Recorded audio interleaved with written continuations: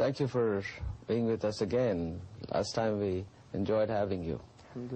And we showed your interview somewhere in the middle of this year, and a lot of people wrote to us. And mashallah, yeah, I got positive feedback about that as well, and I think some people became Muslim as a result of that. Alhamdulillah. So I think that's what I was told. I think at least we're doing something right there.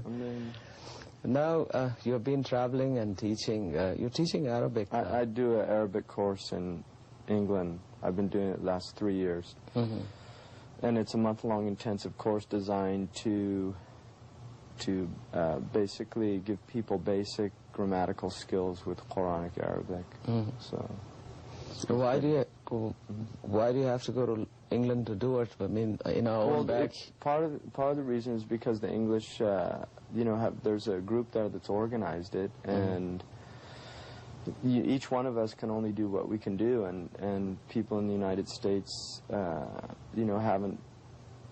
nobody came and presented the idea to me. The people in England did. It was very successful, and so I've continued to go back. Okay. And I think it's very interesting that there's so many people that wonder why things don't happen, but the thing is, things happen when those very people wondering why they don't happen make them happen.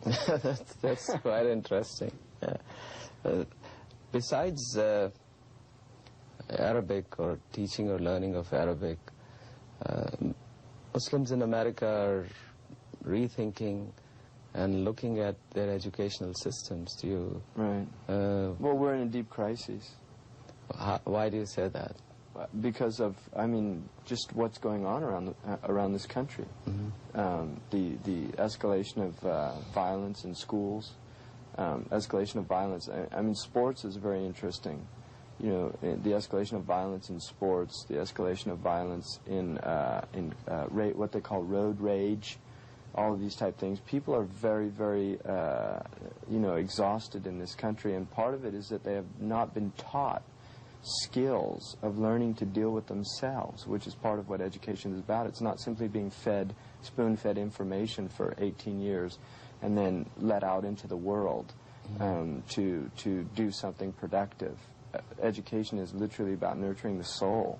And because that has been so grossly neglected in this country, we're suffering now the consequences of it, because we're dealing with people that are coming of age in this country that have no social skills. So the civility within the society is rapidly diminishing.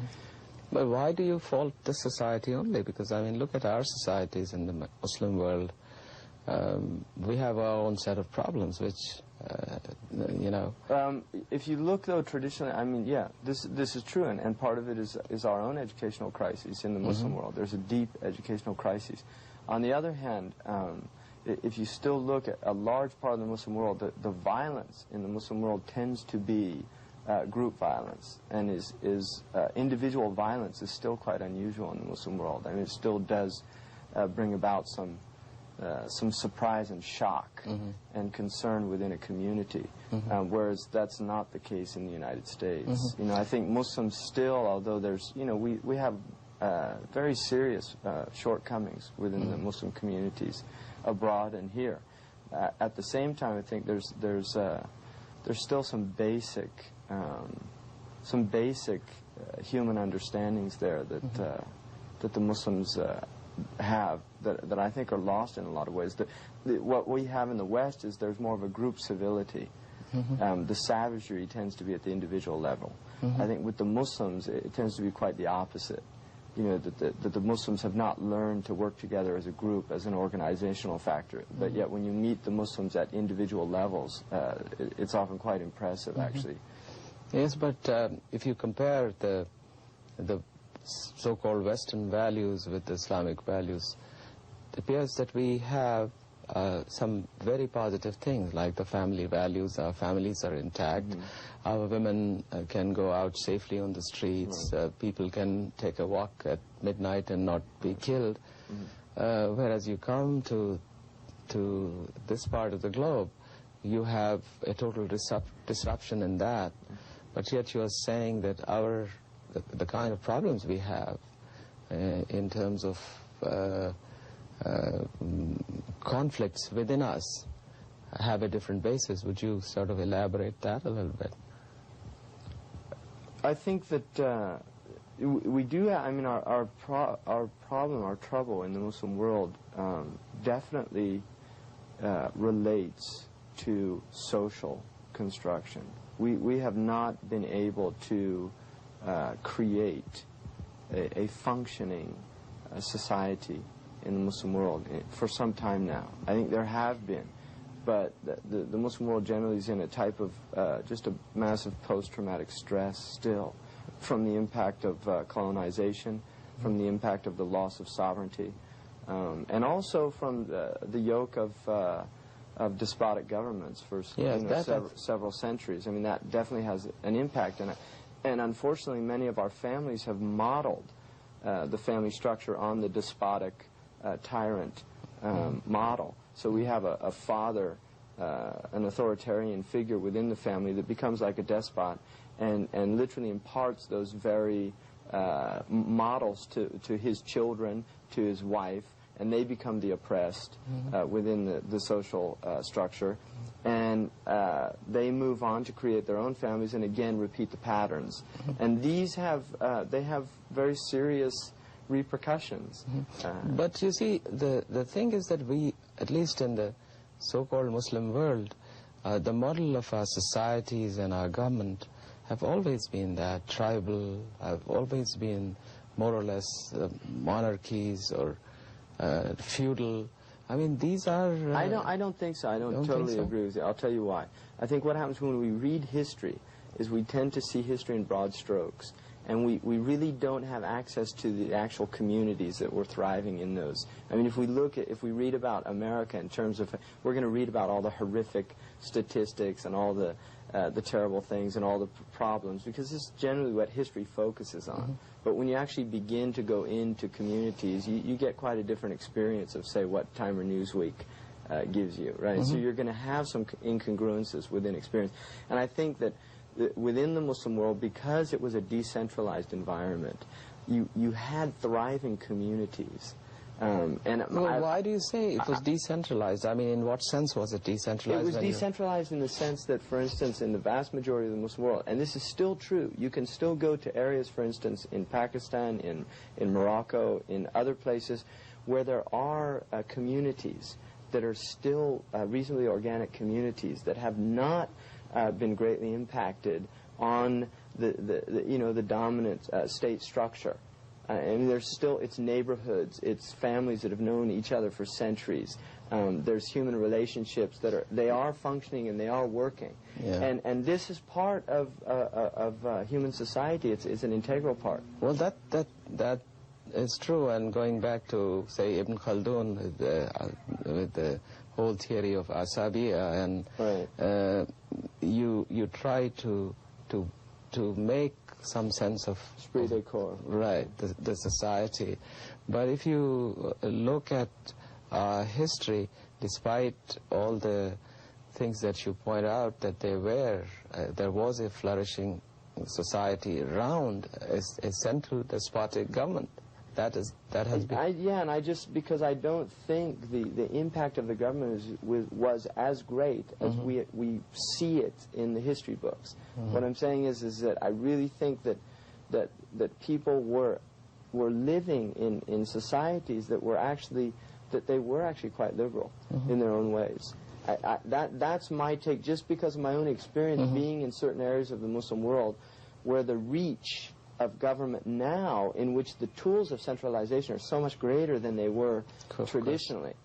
We can still see some basic autonomy within communities, and I think that was much greater than we imagine it to be based on our reading of history. Yeah, no, but I'm saying the same thing. I think that autonomy, or those enabled there to be a flourishment of society. Right, and those autonomous... That doesn't exist anymore. No, and those autonomous units were structured on basis of tribes or on some other construct. I think Islam we tend to I think Islam was really, it was the asabiyah of the Muslim world by and large. I really do. I think and we see it because our scholars were roaming the world. We have people like Ibn Khaldun, who was born in an Andalusian family, who becomes a minister in Andalusia. He then has troubles at the court. He goes to Morocco, a completely different society. He becomes a minister in the courts in Morocco. He goes to Tunisia. He studied in Tunisia. He ends up spending the rest of his life in Egypt. Very different culture from North African culture. And one of the things that was noted about him was he maintained his North African dress the whole time he lived in Egypt, which was part of his identity. But the fact that he could live in that culture, he was a qadi, he was a judge, working at high levels, he was teaching in the universities.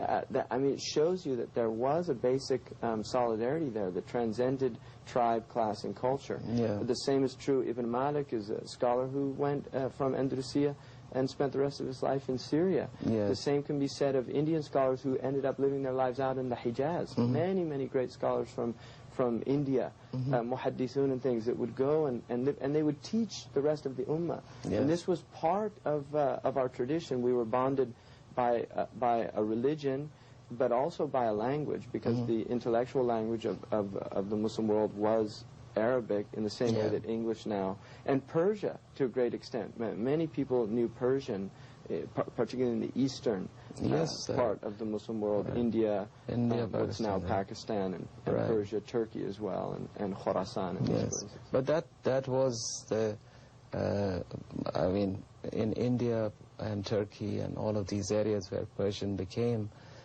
the court language, although the sacred language was Arabic. What do you anticipate urbanization now in all of our cities is going to do? Because that's obviously happening. So at that time there was creating massive problems. Yes, so I think a lot of populations, a lot of these high density populations. With that comes, I mean, you know, so much research has been done in this country about high density populations. It's very clear that that all of the social ills can be, you know, statistically again and again shown to be directly related to high-density populations.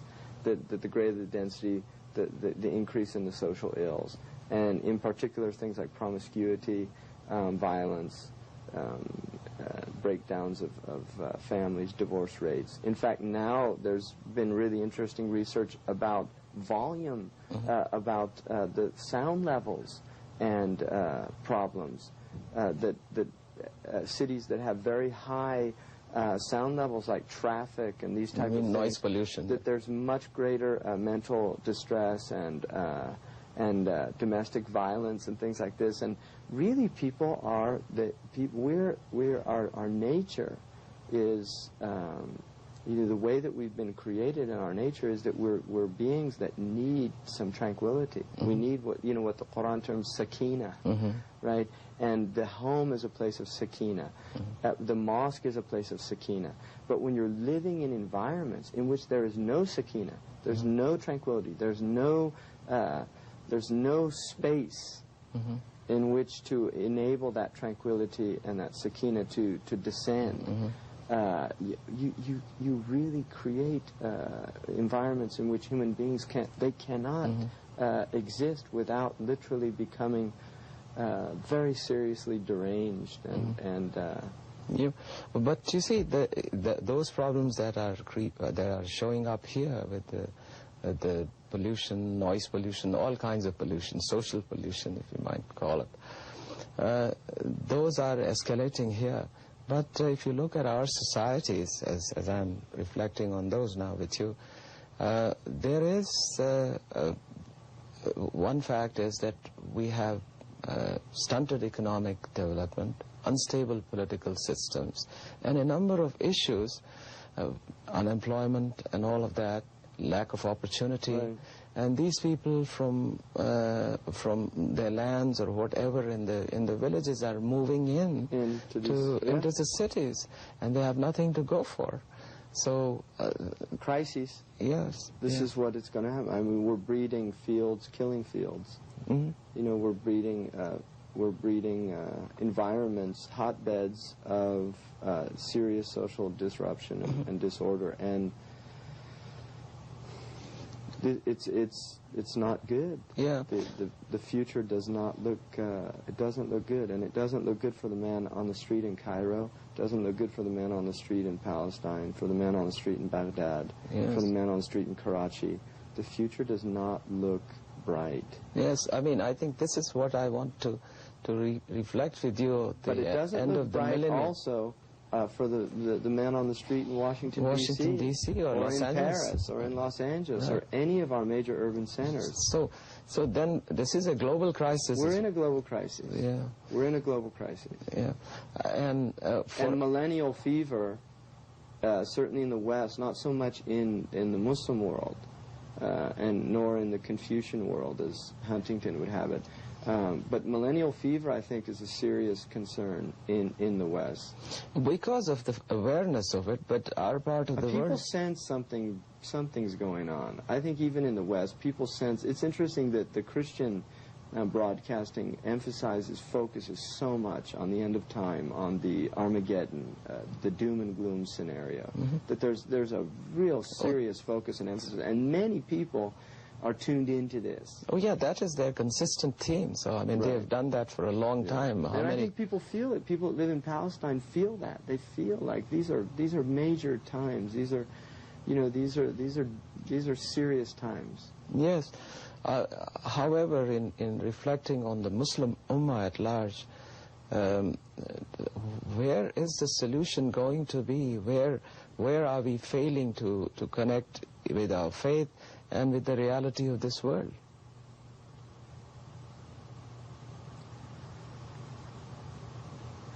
Where are we failing to Right. connect with our faith and the reality of this world? I think this is probably the fundamental crises of the Muslim is, how is it that I can relate my personal piety, my personal beliefs, to a world in which everything is incongruous with them, and what is the vehicle by which I can transform this personal piety into a social reality where it's experienced not simply at the personal level but at the societal level, and to fulfill the Khalifat al-Ard right mission. And I think that we're in the historical process. And this is the inevitability of the divine historical process, because we've been told in the hadith, which is a sound hadith, that the Khilafah, according to the nature of prophecy, would last 30 years. And historically we see that Hassan ibn Ali died 6 months after he took the Khilafah, and that completed the 30 years. And then the Prophet ﷺ said it would move into a kingship. And we saw that. And then he said, and then after that it would move to dictators, Jababira, which literally, Jabbar is a dictator, it's a tyrant. And we're in the tyrannical phase right now. And then he said, and then it would return to the Khilafah according to the prophetic tradition. Now, traditionally that was interpreted to be when the Mahdi in the Islamic ethos comes, that there would be rise up from amongst the Muslim peoples a leader. And I think that that whether or not we adhere or subscribe to that view, the important thing is that the understanding necessitates an awareness that there must be leadership. There has to be. Human beings are guided by people. They are not, guidance does not simply spontaneously emerge in a culture. Guidance comes through the emergence of people who are guides, hudat. And this is the Prophet ﷺ, this is his first and foremost function as a prophet, to guide human beings. And from amongst his community there has to be people who emerge to fulfill that role. And traditionally those people were the people that were transmitting and maintaining this tradition. We have had a massive break and the break has come in the absolute loss of educational systems that will produce this type of leadership that is not simply focusing on the social ills. We have one group of people over here atomized, focusing on economics. We have another group focusing on sociological problems. We have another group focusing on these problems. And then we have what in India and Pakistan would be, you know, the type Mulvi syndrome, where we have somebody who's completely disengaged from the historical context and is completely incapable of inspiring and transmitting some type of serious social transformation. We've been talking about you know, the upheavals in our own society at large, whether here or there, and the necessary social reforms, and what should we be doing. Obviously, it's a loaded question, and we're not going to be solving all the problems, but basically, here is a group of people who are the so-called leaders, and here are the masses. Right. And their agendas are totally different. Right. Yes, we have the glue, which is Islam, but how effectively is it penetrating into our lives? This is basically where we are. Well, again, I think we have to go back to this fundamental crisis, which relates to producing people who can guide and who can lead. We've failed to do that. We have not done that. We have to have people that are deeply rooted and connected with the tradition, and yet at the same time able to function and able to deal with the realities at large, because we do have pragmatic concerns. We do have, you know, one of the things, and I deal with this in my own self, is the idea of the mythology of Islam, which is very powerful. And I don't mean mythology in the, you know, as a fabrication. I mean mythology, in, you know, at the archetypal level. When we talk about Omar is a mythological figure. You know, not that he did exist, and he did do the things that we talk about that he did, but it's at that level of mythos. It's something so awesome and so powerful. And what happens is we rely so much on our mythological tradition that it obscures the fact that we are not doing what we're supposed to be doing now. And so what happens is we tell stories about the past.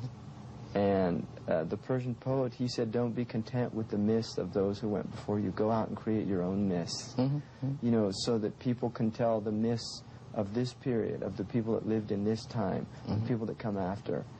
That there has to be that continuity. There has to be the continual resurgence and reinvigoration of the tradition. And we're not doing that. We're failing at that radically. And what has to happen, I think, at the level here in the United States, the Muslim community, one, we have to recognize the importance of neighborhood. We have to recognize the importance of creating environments in which Muslims live together, that we're not atomatized, we're not all separate, so that when we come together, the few times of the year that we come together, it becomes like the family reunion. It becomes like everybody's living their own separate lives, and we come together, and it's the family photograph. But it's a lie. There isn't a family.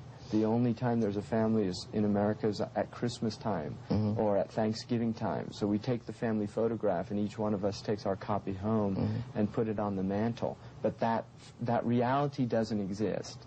It's really an illusion in the photograph. And I think what's happened in our communities is that we have either for the immigrant, it becomes the photograph from back home. The experience of Islam, the Eids that they remembered back home, and then it becomes this nostalgic type. It's not like back home. And for the first generation and for the convert in this country, it becomes those few occasions where there is some sense of Muslim presence, like the conferences that people go to, or the Eid prayers in the local communities. And other than that, there's a deep sense of lack of community. So what sort of value do you assign to these huge conventions and conferences? Are we getting anything out of these? Well, I think there's something's happening, right? There's definitely something happening. But is it what we want to happen, and is there an alternative? I mean, these are, I think, serious questions and concerns. Yes.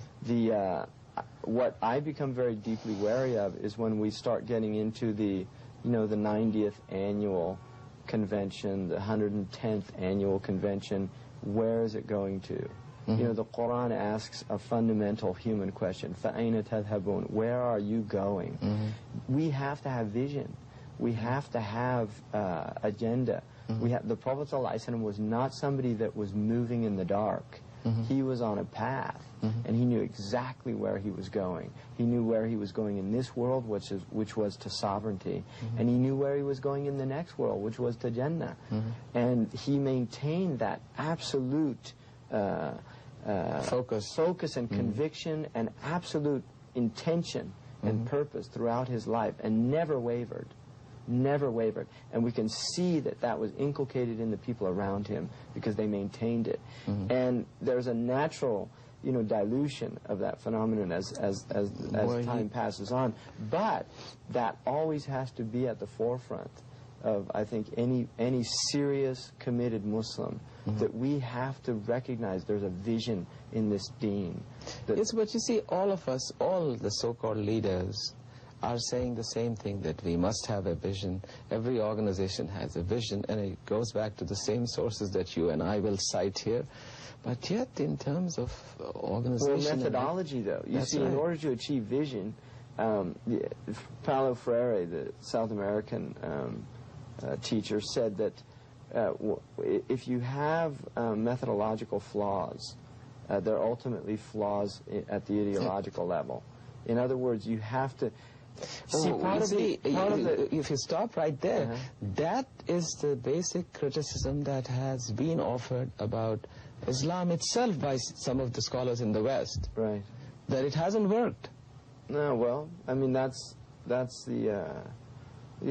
I wouldn't agree with that. It has worked. It's worked at the individual level in that it has enabled millions and really billions of people to have spiritually enriched lives, and also to be spiritually productive people, not simply consumers, not simply animals that eat, drink, sleep, and procreate, but literally spiritual animals that created spiritual civilization, that created art, that created literature, that created all these things are founded in their Islam. And the same is true of Western civilization. What they glorify is really it's a result of their own the foundation in their book, which is the Bible, right? I mean, the Islamic civilization is a result of the Quran.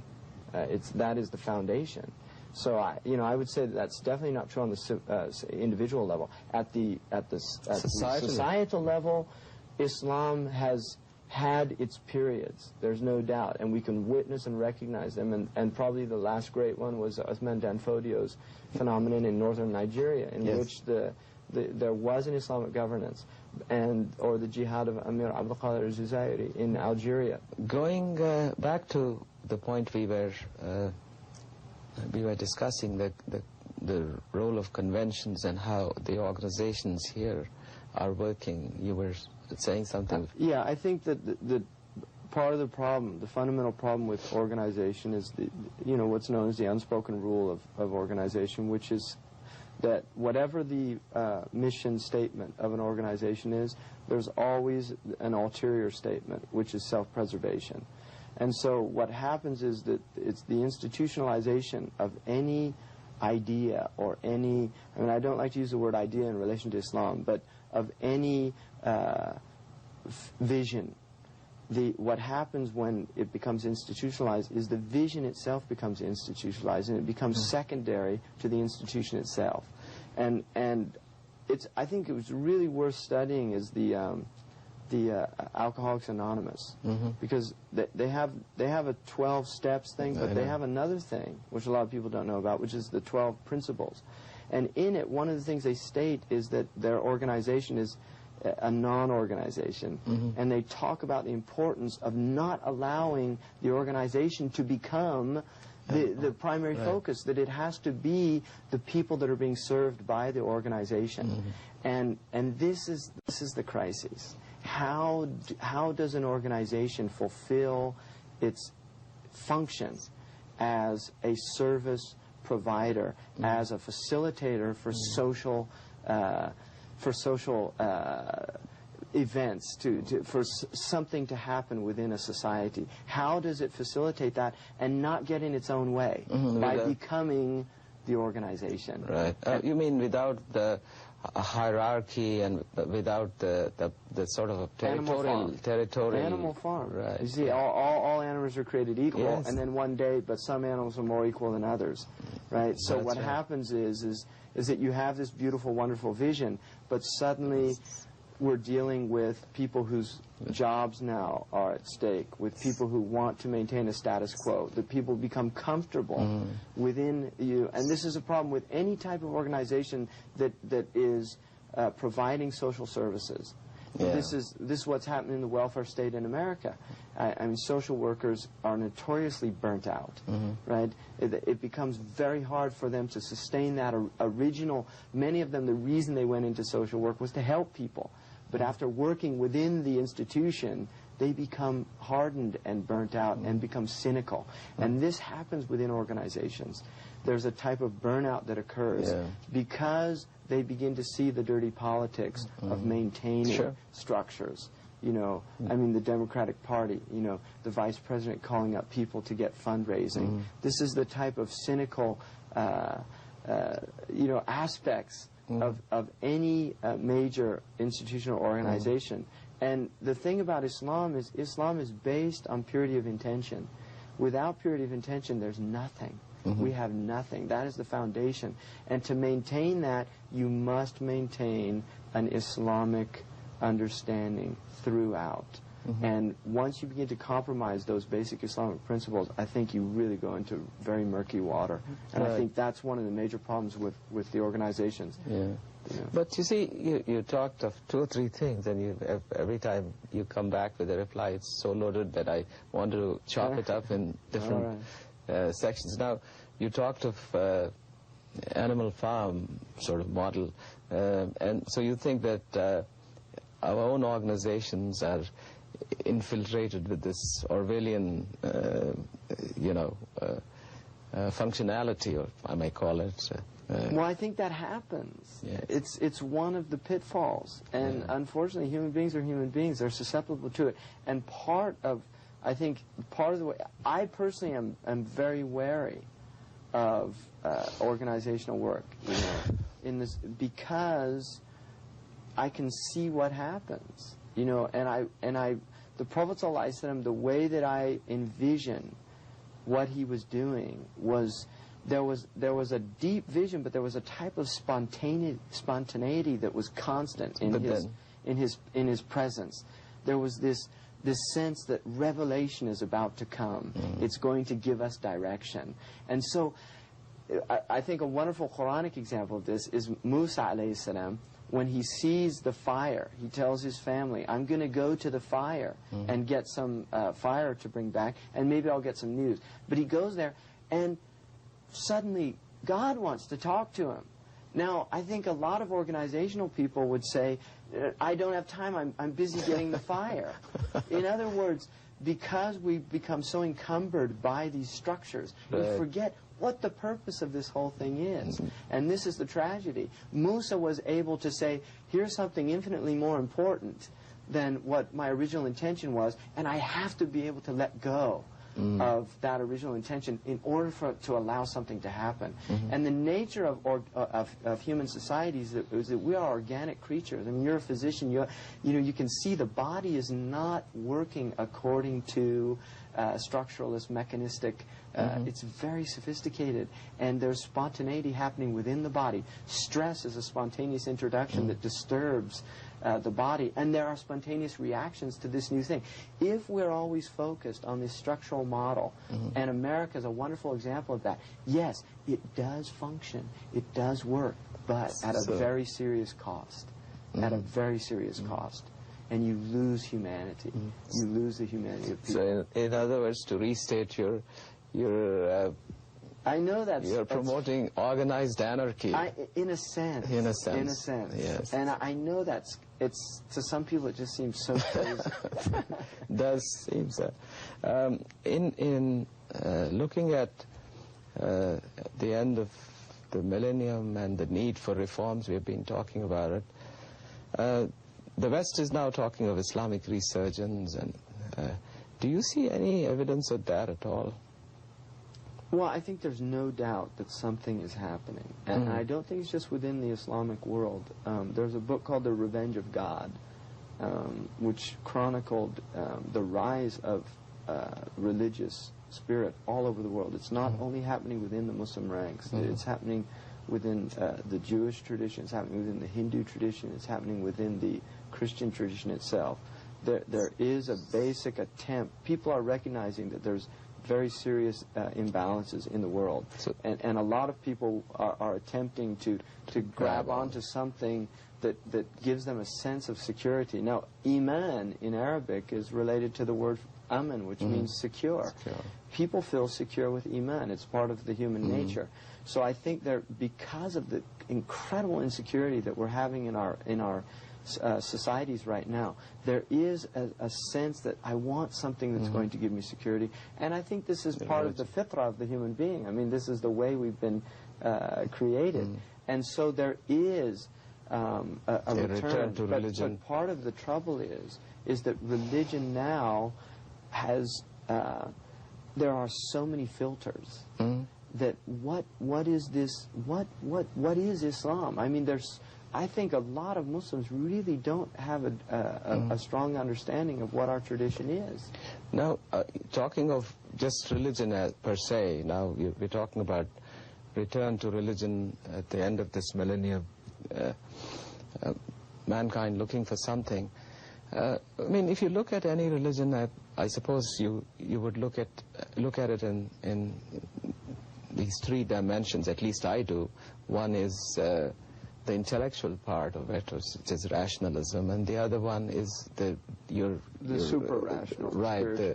The spiritual part, and then the third is the behaviorism, or the ritual, the results, the ritualistic part. Yeah. If you see the Muslims all over the world, and if you look at these three dimensions, at least I find that we are totally off balance. Or am I wrong? I know, I agree wholeheartedly. Yeah. I mean, religion in the Muslim world has been ritualized to the degree that the spirit of the teaching really gets lost.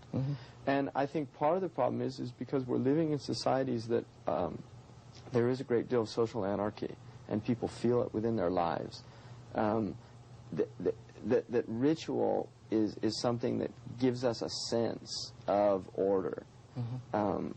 Within some of the communities in the United States, you're finding that people are going to ritualistic practice of Islam because it does give people a sense of order. The trouble is that the Quran says it's not righteousness that you turn your face to the east or the west. In other words, righteousness is not ritual. Ritual is a vehicle through which righteousness can be carried, and it's an essential part of the human condition. We must have ritual, and Islam is according to our understanding, is the purest form of that ritual. It's freed from all of its social, it's these things that accrue over centuries. But if that ritual becomes devoid of the spirit for which it was created in the first place, then what you have is a hollow shell, which I like to call religion. I mean, religion to me really is, it's a hollow shell. And I think many Western people have abandoned religion for that very reason. But again, it becomes throwing the baby out with the bathwater. Right? That aspect of religion is very unpleasing to many people. the Islam, I think, doesn't see itself as a religion in that way. It is not, though. I mean, it qualifies. I mean, the word deen has a different very different connotation. Yeah. It really does. And part of this, again, is the loss of the spiritual tradition within the Muslim world. Mm-hmm. Sufism, which traditionally carried that banner, in many parts of the Muslim world became very corrupted, and it fell into its own types of institutional traps. Mm-hmm. And so many people reacted against that type of, the peer type phenomenon that you have. The cults. The cult type situation that you find where people lose, their own identities and awarenesses within, a subgroup that becomes alienated from the greater social body, and then you get into the us-them type in-group, out-group syndromes. And they believe wholeheartedly that their salvation is through this intercessive process, which is totally against the spirit of Islam. How do we, or do you assign any importance to the fact that a lack of understanding of Islam is due to the fact that majority of us do not understand Arabic? Yeah, that's a very tricky question. I think what Arabic does is it enables somebody. I think there's no doubt that the cosmology of Islam is deeply embedded in the Arabic language, and that what the Arabic language does is it enables you to really delve deeply into some very fundamental understandings about nature, about the human condition, and this is in the Quranic language itself. I would qualify that by saying that the Arabs don't have access to that either. Arabic, Quranic Arabic, and the Arabic that really does articulate the Islamic worldview, the vast majority of modern Arabs don't have access to it unless they study it and take it seriously. I mean, they're closer than the Ajami, than the non-Arab, because they do have some access to it through their dialects and through some of their educational background. But I would say that what Arabic is the language of Islam, in the same way that, not in the same way, but traditionally Latin was the language of the Western Church, and it was through Latin that the Church's teachings were taught and understood, and it was through Latin that the intellectuals communicated. In the Muslim world, it was literally democratized in the sense that Arabic was a language that if you did not study it deeply, you at least had a deep rooting in its script and in its recitation. So you literally had Arabic being read all over the Muslim world, irrespective of the ethnic or the linguistic background of its people. And the script tied them to the Arabic. So Persian, Urdu, all the Turkish, all the traditional scripts of the Muslim languages were tied to the Arabic. No, the importance of language for a non-Arab like me, I think I sometimes find myself frustrated because during prayers we are reciting Arabic surahs, and prayer is a means of communication with Allah subhanahu wa ta'ala and firming up our bond. If you don't get that charge, so, I mean, if I... Well, see, I mean, I think, that you're making a really good point, but I know for a fact that there are Ajamis that are in a much deeper state of contemplation and presence in their prayer than many Arabs who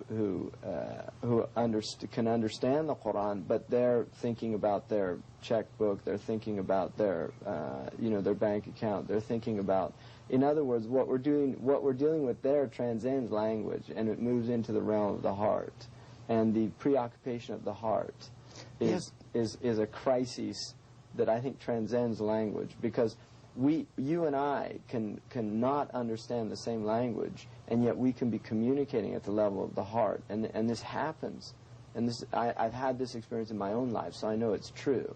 How do you say that? That I've been with people who I did not understand their language, and yet I know that we were communicating. I know that there was something happening at a much deeper level, a level that transcends the tongue and moves into the realm of the heart. And I think for the Ajami, that is accessible in prayer, and that is accessible to any Muslim, irrespective of whether they know Arabic or not. What the Arabic does is facilitate the process, right? Because the language is the way that Allah has given human beings to communicate. And it is the way that He chose to communicate to His creation through language. But the language is not limited to linguistic symbols. It's also the signs in the self and in the horizon. The whole of creation is called an ayah, which means a sign, and sign is symbol. And so there's symbol everywhere.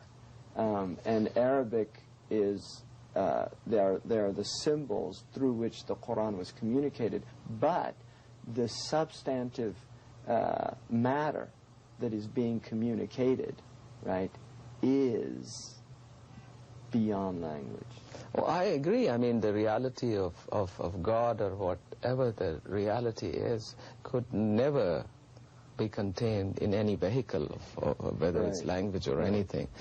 However, but since these ritual prayers are ordained, how do we maximize through that experience our relationship? I think any devout Muslim should be committed to learning the language of the Quran. And I really believe this. I personally believe that the language is accessible and it's easy. The language of the Quran is easy. And I know personally that people are capable of learning it if they give serious study in 2 months. The vocabulary acquisition takes longer, but they're capable of learning the basic grammatical structures through which language is communicated, and with a good dictionary can begin to open up the meanings of the Quran for themselves. That's completely possible, and I'm not exaggerating. I think a person of, sound intellect can do that. They don't have to be a genius. They don't have to be, that they can do that, and people do have access to that. And for me, it's been probably one of the most enriching things that I've ever done in my life, because I know that the Arabic language has enriched, it really has enriched my understanding of Islam, and But you see, this is a major issue for our youngsters here, growing up, or anywhere for those who are non-Arabs. We're teaching them how to pray, but beyond that... And it's very sad, because I think, given that we have 12 years, if we look at just, education in this country, there are Muslim schools. Within 12 years, we should have people that are fluent in Arabic. I mean, you can do it in much less than that. But the fact that you have all of that time, and I think it's really sad that we don't focus more. And part of it is, one, we have to get away from this, the racism that is inherent in the Muslim community, because this brings so issues. What do you mean by that? What I mean is that what happens is Arabic begins to be perceived as a type of hegemony of the Arabs over the Ajam. Linguistic imperialism. Linguistic imperialism, and we have to get beyond that, because the Arabic transcends the Arabs. Arabic is the language of Quran. It goes beyond the Arabs. And if we see the language as, that's the language of the Arabs. No, that is not the language of the Arabs. That is the language that Allah chose to speak in. That's an honor for the Arabs, that He chose their language. That is an honor for them. It's not vice versa. And therefore, the Ajami has to see that this is not about the Arab. This is about understanding the Quran through the vehicle of Arabic.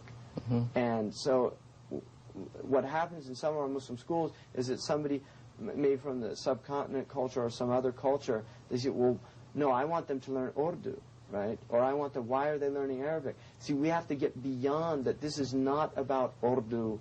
This is not about the Indian subcontinent or about the Arabs. This is about the language of our tradition, the language of our religion, the language that we believe, that Allah spoke to us in. And if we can transcend that, something really interesting can happen. Because one, if you allow Arabic to become our language as a tradition, then a deep, deep type of asabiya occurs. you see, that transcends. And the Prophet Muhammad sallallahu alaihi wasallam, he came to obliterate the idea of lineage as being what made a person Arab. Arab is not through lineage, according to Islam. Arab is through language. And he said whoever speaks Arabic is an Arab. So he was removing an ethnic. And the vast majority of Arabs who exist now are not originally ethnically Arab. They don't like to admit that. But the truth is, many of them are from Turkish background, from Persian, from Berber, from Coptic, from many other, but they speak Arabic because that was the language of the first Muslims who brought them their tradition, and they absorbed it and they took it on. Well, we enjoyed having you as usual, and hopefully we'll get back and start the Arabic lessons as Inshallah. Well, thank you for